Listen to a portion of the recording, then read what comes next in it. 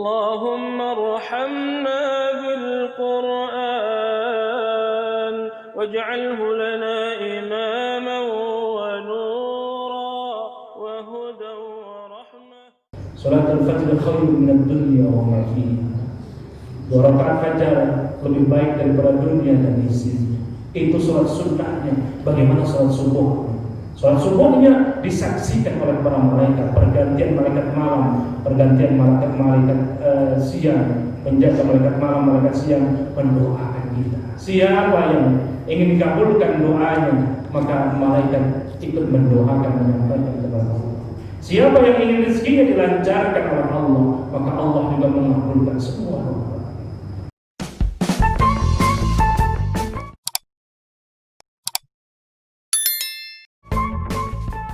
Ada iblis atau balasan, itu yang tadinya sudah benar menutupi dengan yang tadinya benar kemudian menjadi salah, menutupi kebenaran. Itu iblis atau balasan. Nanti coba lihat di kamus-kamus itu. Ternyata jin itu ada yang taat kepada Allah, ada yang tidak taat kepada Allah. Yang tidak taat, yang selalu membangkang kepada Allah, satu di antara golongannya adalah iblis. Jadi iblis ini bagian dari jin, bagian dari jin. Kalau malaikat diciptakan dari nur, cahaya.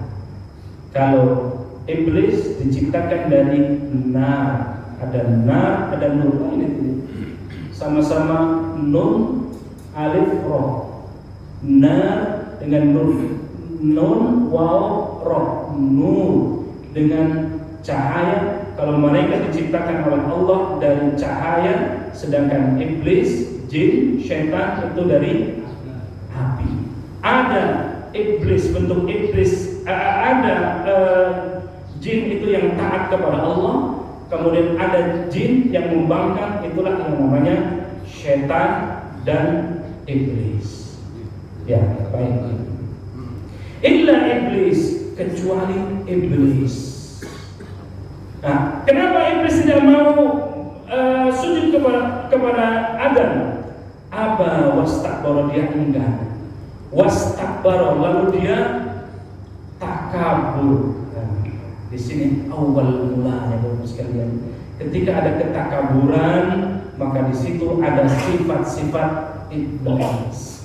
Ketika ada kesombongan, disitulah ada sifat-sifat syaitaniyah. Maka masya Allah, naudzubillah min dzalik. Ada orang yang berilmu, lalu kemudian dengan ilmunya takabur, maka itu juga bagian dari sifat iblis. Ada orang kaya, dengan kekayaannya itu bukan makin sujud kepada Allah, tetapi dia makin ingkar kepada Allah, itu juga bagian dari iblis. Wa kana minal kafirin. Bapak sekalian dimuliakan Allah Subhanahu wa taala. Iblis tidak mau sujud kepada Nabiullah Adam alaihissalatu wassalam, bahkan enggan dan bahkan ada takabur, ada aba wastakbar. Tidak mau taat kepada Allah Subhanahu wa taala, meremehkan perintah Allah Subhanahu wa taala. Bahkan dia takabur, merasa dirinya lebih baik diciptakan. Adam kan dari tanah, aku diciptakan dari api, aku lebih mulia dan kira-kira begitu. Bapak sekalian yang menggunakan Allah Subhanahu wa taala, wa kana minal kafirin. Ketika ada keengganan, keangkuhan dari iblis, maka orang-orang yang model ini termasuk orang-orang yang kafir. Sifat dari kafir itu bagian dari sifat-sifat iblis. Kafir, kufur, menyekutukan Allah, menutup dari keimanan, itu bagian dari sifat-sifat iblis. Ketika ada ajaran Allah, ada syariat Allah, enggan kita menjalankannya, bahkan melawan dari syariat Allah, itu bagian dari sifat-sifat iblis. فَأَزَلَّهُمَا الشَّيْطَانُ عَنْهَا فَأَخْرَجَهُمَا مِمَّا كَانَا فِيهِ وَقُلْنَا اهْبِطُوا بَعْضُكُمْ لِبَعْضٍ عَدُوٌّ وَلَكُمْ فِي الْأَرْضِ mustaqarrun wa mata'un ila hin. Bapak sekalian dimuliakan Allah Subhanahu wa taala, ayat ini dengan ayat-ayat sebelumnya tentu memiliki keterkaitan yang sangat erat. Ketika Allah meminta ciptaan-ciptaannya, menciptakan malaikat diminta untuk sujud, menciptakan jin diminta untuk bersujud kepada Allah Subhanahu wa taala. Lalu kemudian ada ketakaburan, ada keengganan untuk sujud kepada Adam, maka ini bagian dari sifat iblis. Maka konsekuensinya adalah Bapak sekalian dimuliakan Allah, wa qulna ya Adam uskun anta wa zawjukal jannah wa kula minha ragadan haitsu syi'tuma wa la taqraba hadhihi asy-syajarah fatakuna minadh dhalimin. Maka ayat 35-nya, dan kami berfirman kata Allah, wahai Adam, diambillah olehmu dan istrimu surga ini dan makanlah darinya yang banyak. Uskun anta, diamilah, silakan tinggal di tempat ini, di surganya Allah Subhanahu wa taala. Silakan nikmati semua yang ada. Tetapi di sini ada larangan Allah Subhanahu wa taala, boleh menempati beserta istri wa zawjukal jannah di surganya Allah Subhanahu wa taala. Tetapi Allah juga ada melarang wala taqraba hadhihi syajarah fatakuna minadh dhalimin. Ada satu larangan Allah yang tidak boleh mendekati kepada syajar, satu pohon yang pohon ini kemudian lebih dikenal sebagai pohon khuldi. Sebenarnya Al-Quran tidak menyebutkan itu. Tidak menyebutkan itu pohon khuldi. Khuldi itu artinya kekekalan. Ini adalah rayuan iblis. Kalau engkau memakan buah itu lalu kemudian engkau dianggap kekal. Nah, inilah awal mula Nabiullah Adam alaihissalatu wassalam terusir. Silakan Allah menyuruh silakan Adam dan istrinya untuk menempati tempat yang disediakan oleh Allah Subhanahu wa taala. Silakan nikmati. Nah, kira-kira begitu. Nah, kalau kita bawa konteks ini dalam konteks saat ini, kita diberikan oleh Allah Subhanahu wa taala, masya Allah, nikmat dari Allah Subhanahu wa taala. Silakan makan, silakan minum, silakan yang lain-lain.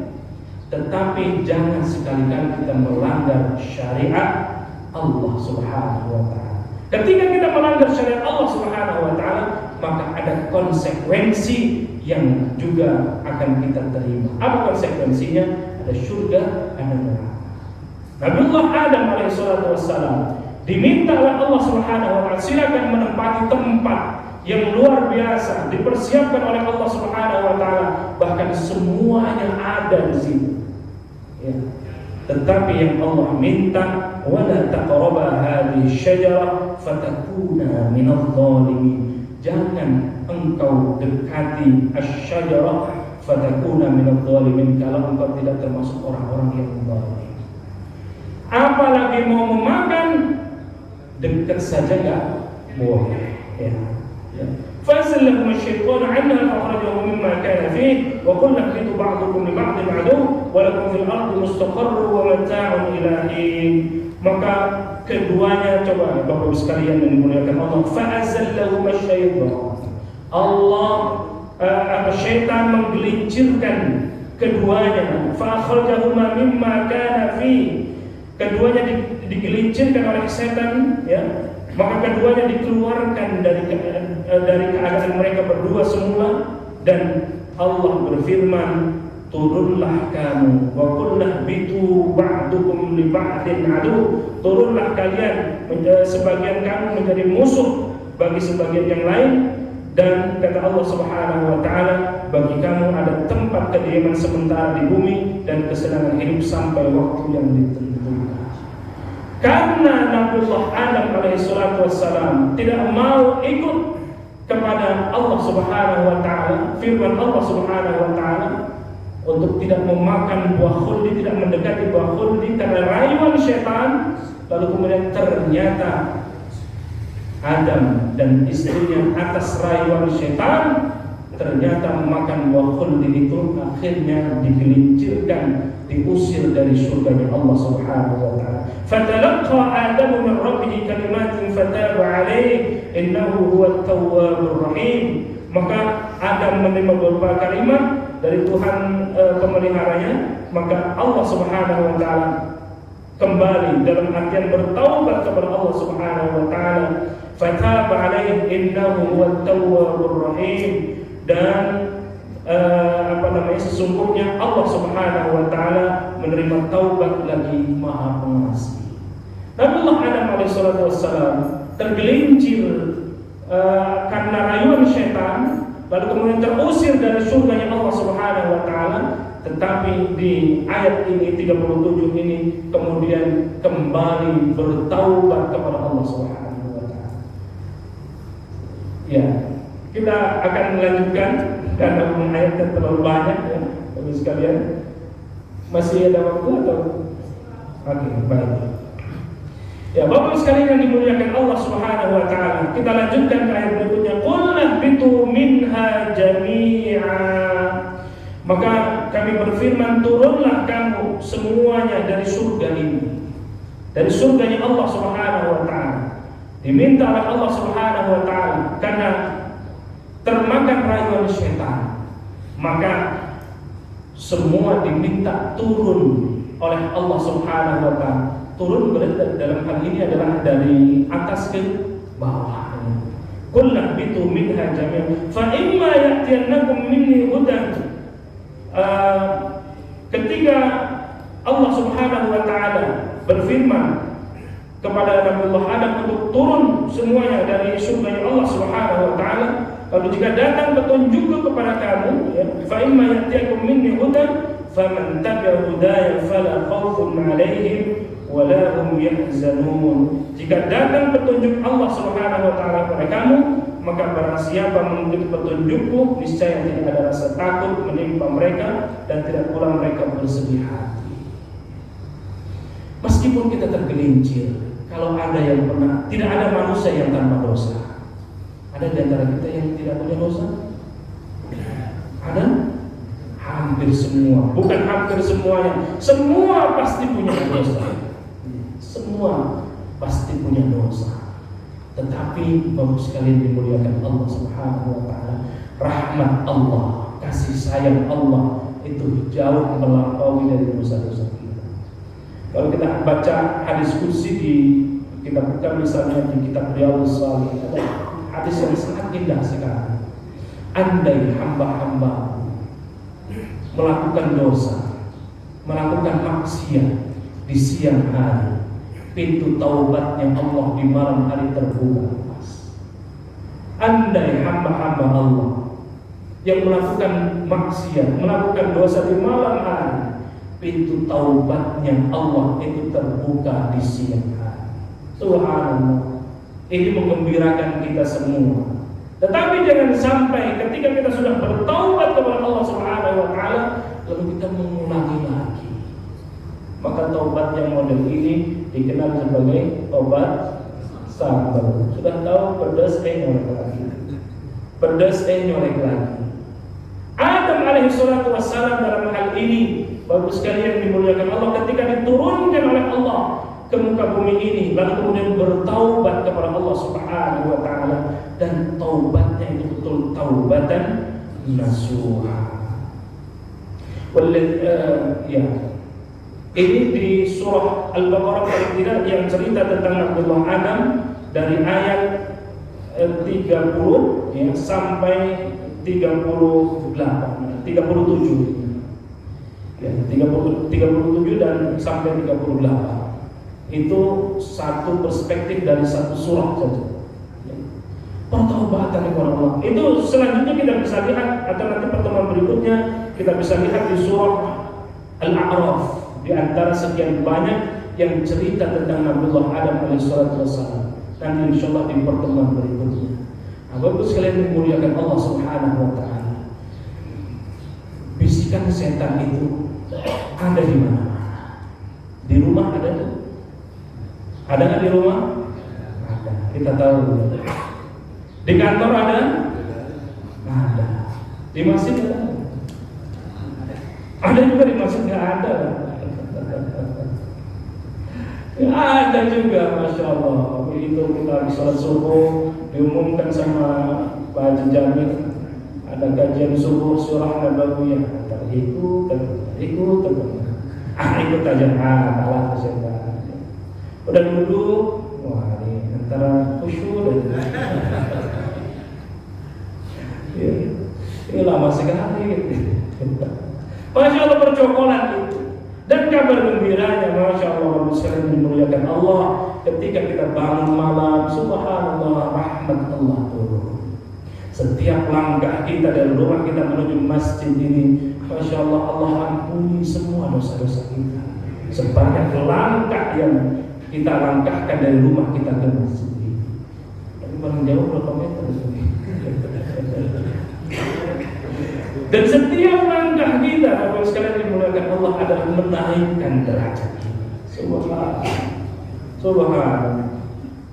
Ketika sholat subuh, ada subuh, kemudian kita awali dengan sholat fajar. Sholat al-fajr khairun minad dunya wa ma fiha. 2 rakaat fajar lebih baik daripada dunia dan isinya. Itu sholat sunnahnya. Bagaimana sholat subuh? Sholat subuhnya disaksikan oleh para malaikat, pergantian malaikat malam, pergantian malaikat siang, penjaga malaikat malam, malaikat siang mendoakan kita. Siapa yang ingin dikabulkan doanya, maka malaikat ikut mendoakan, menyampaikan kepada Allah. Siapa yang ingin rezekinya dilancarkan oleh Allah, maka Allah juga mengabulkan semua doa. Kita sambung sholat subuh sampai waktu syuruk ini. Waktu syuruk kita selesaikan dengan sholat rakaat sholat sunnah isya atau sholat sunnah syuruk 2 rakaat, sama seperti kita menjalankan ibadah haji dan umrah. Nah, Bapak sekalian dimuliakan Allah Subhanahu wa taala.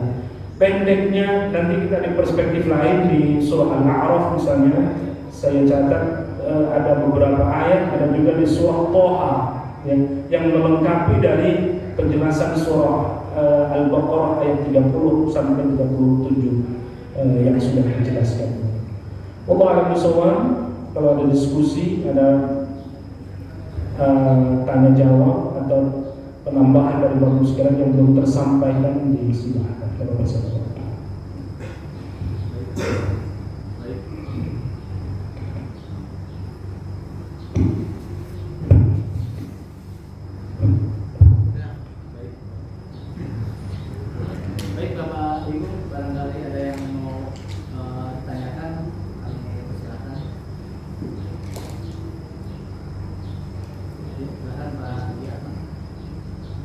Assalamualaikum warahmatullahi wabarakatuh. Waalaikumsalam. Terima kasih atas kesempatannya. Apakah yang disampaikan ini juga merupakan sunatullah? Karena kuasanya Allah menciptakan plus minusnya. Ada malaikat, ada jin, ada manusia. Saling mengisi di antara kuasanya Allah itu sehingga ada sifat-sifat yang diwariskan kepada makhluknya. Nah, apakah ini memang yang disebut sunatullah? Seperti itu. Apakah Allah tidak mampu untuk membuat seluruh ciptaan Allah, termasuk malaikat, jin, manusia, untuk sujud semuanya kepada Allah? Mampu tidak? Mampu. Kenapa Allah membuat skenario seperti ini? Ada apa dengan skenario Allah Subhanahu wa taala? Dan Allah juga mampu membuat Nabiullah Adam alaihi salatu wassalam untuk tidak mendekati, bahkan memakan buah kulli itu. Allah mampu tidak? Mampu. Tetapi Allah menjadikan ini seolah-olah cerita ini real adanya di dalam Al-Quran, ada di dalam hadis-hadis Rasulullah SAW juga ada. Ini semuanya untuk menguji dari semua makhluk-makhluk Allah. Adanya jin, dari golongan jin ada syaitan dan ada iblis. Ya. Jin ada yang beriman kepada Allah, ada yang tidak. Yang membangkang kepada Allah, yang tidak mau taat kepada Allah, ada Ada syaitan dan iblis. Ya. Sifat dari iblis itu adalah membangkang. Allah menciptakan seperti itu. Apakah ini sunnatullah yang sudah Allah gariskan? Apakah ini adalah sudah Allah skenariokan seperti ini? Sunnatullah. Hemat saya, ini semuanya adalah untuk menguji manusia. Kalau semuanya taat kepada Allah, semuanya sujud kepada Allah, bisa nggak manusia melebihi malaikat? Melebihi malaikat bisa? Sangat mungkin, sangat mungkin. Karena laqad khalaqnal insana fi ahsani taqwim. Sungguh dalam penciptaan manusia itu dalam penciptaan yang sempurna, paripurna. Ada akal, ada nafsu, ya, ada wahyu di dalamnya. Manusia taatnya bisa melampaui dari malaikat, tetapi kemaksiatannya juga bisa jadi melampaui dari iblis sekalipun. Masya Allah ya. Kalau hewan paling rumput yang kita tahu makannya, manusia aspal, bensin, meja dimakan. Masya Allah. Hemat saya adalah untuk menguji manusia. Kalau tidak ada model begini, skenario Allah Subhanahu wa Ta'ala, Allah menjadikan semua itu tergantung kepada kita. Tujuan kita diciptakan manusia ini adalah laqad khalaqnal insana fi ahsani taqwim. Allah menciptakan secara sempurna.